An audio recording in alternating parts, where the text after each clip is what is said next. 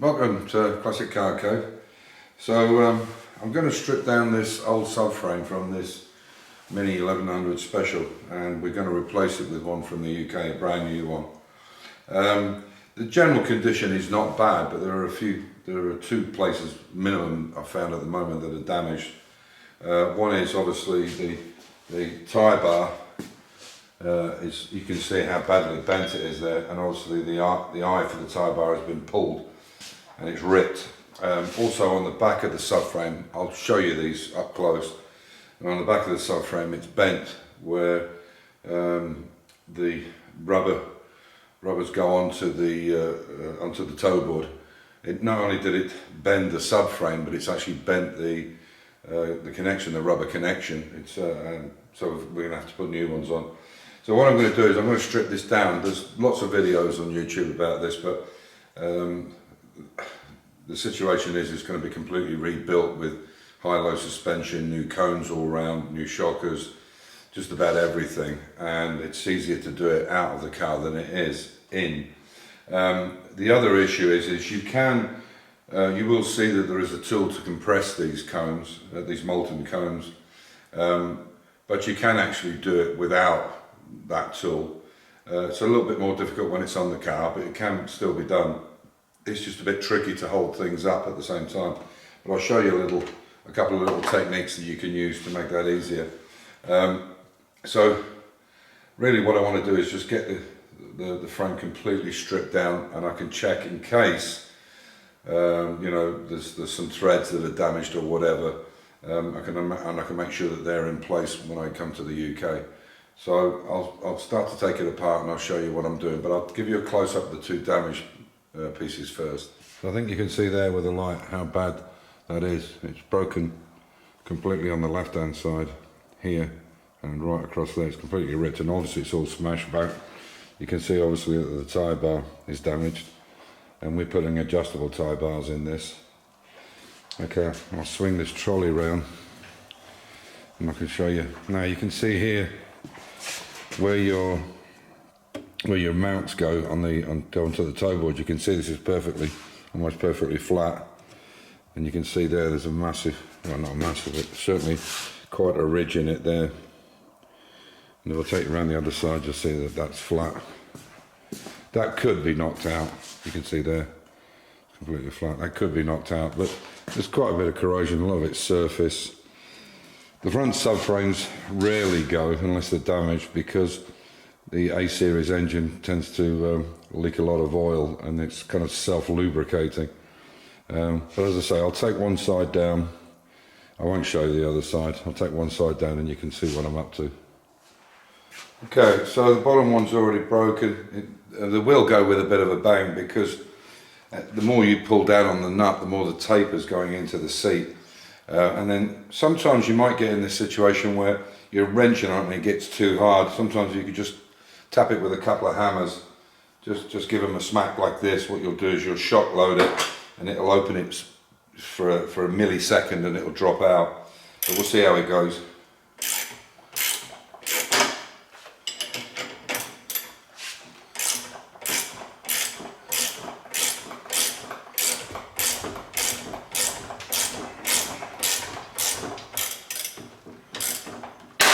There we go. And that bit that just went down on the floor was from the bottom one. And you can see that seal is not damaged whatsoever. That's from the bottom one. Add it up there. So, there we go.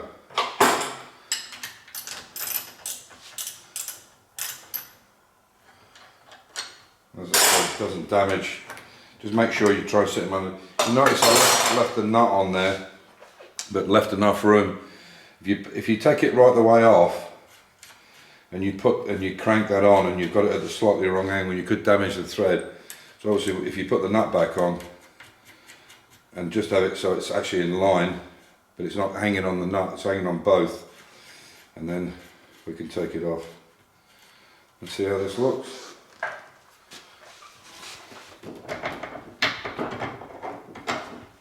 Okay. As I said, the bottom one already. Put a nut on it back so it wouldn't fall out. There we go. And you can see on this particular, we did the ball joints on this before, and what a lot of people get mixed up with this is this taper is solid.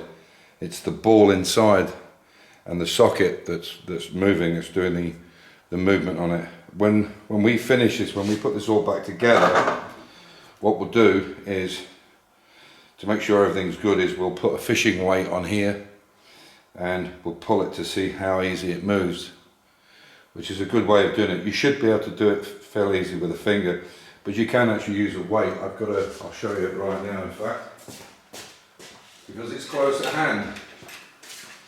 So this is a kind of thing you can use.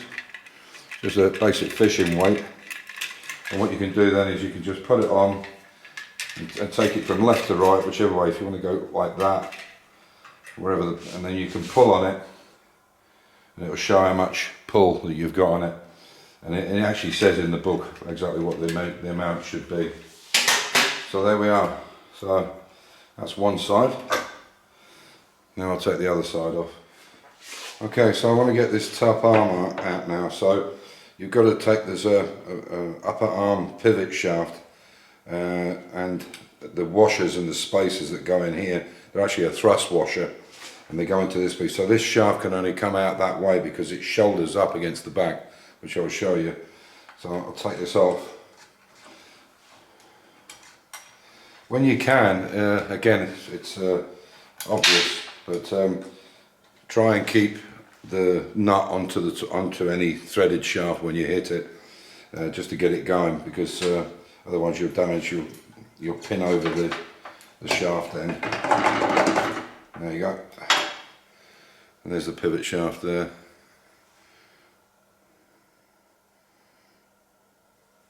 That's okay, it's good. This is what I was worried about, if these were damaged, but they're not, so I can reuse that again, which is good. Right, that's probably the same one. Why is that not going on? Ah, a bit of rust on it. Ah, there's a bit of metal. So that's good news. So now I should be able to get this up, pull this and break the lock on this. There we go. So there's the trumpet. So this is going to be replaced by high-low. So these are just aluminium trumpets, the same as they are on the rear radius arm. And obviously I've got new knuckles and new plastic joints to come with it. So, but what I will have to do is make sure all these bearings and everything are good. So I'll check that out now. And then get the cone out. You just need to play a little bit with it. You want to get it in the right position. There you go. It will drop out. And there it is. You can see how flat that is. You know, compared to getting the new ones back in is much harder, because obviously they're not compressed like that. That's been in there since the car was made. So one other little trick before I finish the video up: if you put new bump stops on, put them on first before you put the molten cones in or any of the suspension, because the nut on the back there, you can get to it, but it's very hard to tighten it up if you can't put a spanner inside here. And I'll show you exactly what I mean. So it's easiest to undo these. These are not coming off, it's scrap. But when you're rebuilding it up, do these first. Do the bump stops first, because then you can tighten them properly, and all the cone and everything goes in behind it. So there we go. You can see there where that shaft goes in. You can see it shoulders up against the end. So it can only come out this way, and you can see there where that thrust washer goes in around, and then the end cap there to secure it in place. So what you want to be doing, if you can, when you take this apart, try and make sure that this nut comes off here first. I'll let it focus a second. Took my hand away. Yeah, so try and make sure that this comes off first, because it's shouldering against there. And if it comes off the other end, stop and put a second nut on it, so you can get this end off. And they should always drive out the same way. Same here if I push this in, but obviously there's load on it now. So let me just bring that out. Yeah, there's load on that now, so what I'll do is I'll take this one. I wanted to make sure I could get the nut off so I can drive it back out that way. And we look like we're in good shape. Yeah, it looks a bit scabby, but They tend to anyway. So I think everything's good. Everything I've ordered seems to be what we need. So on that note, I'm off to the UK on Thursday. I will bring you another video on the prep area and the bit where we're going to do all the welding and lead loading and body work and painting on probably Tuesday night, because tomorrow I'm going up to Vienna to pick up my wife and get some stuff from Hornbach. This is the piping for the hot air going into the booth or into the work area, and we'll probably fit it in Tuesday. So I'll do a last one Tuesday night, and then Thursday we're off to Munich and then over to the UK. So once again, if you're at the NEC Classic Car Show on Saturday the 11th of November, I'll be there from around about 10 o'clock till 3 with Paul Jeffries, and there's a few other people. If you want to come and say hi, please do. I really look forward to that. Interior that I bought off eBay, and as you can see, I think the colour is just perfect for the car. But these are the door cards, which should, I mean, you'd know best than I would, but they should fit obviously perfectly, which I think they just look really nice. And then you've got the rear door cards, which I know you're gonna have to do something with.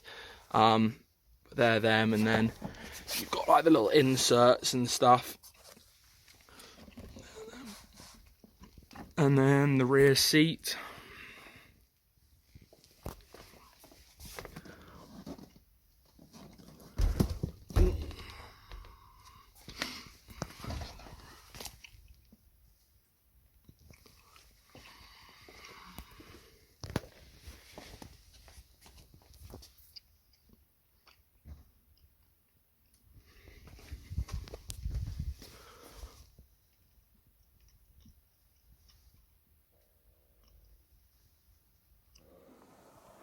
As usual, stay safe, keep the faith, enjoy your hobby, and we'll catch you in the next one.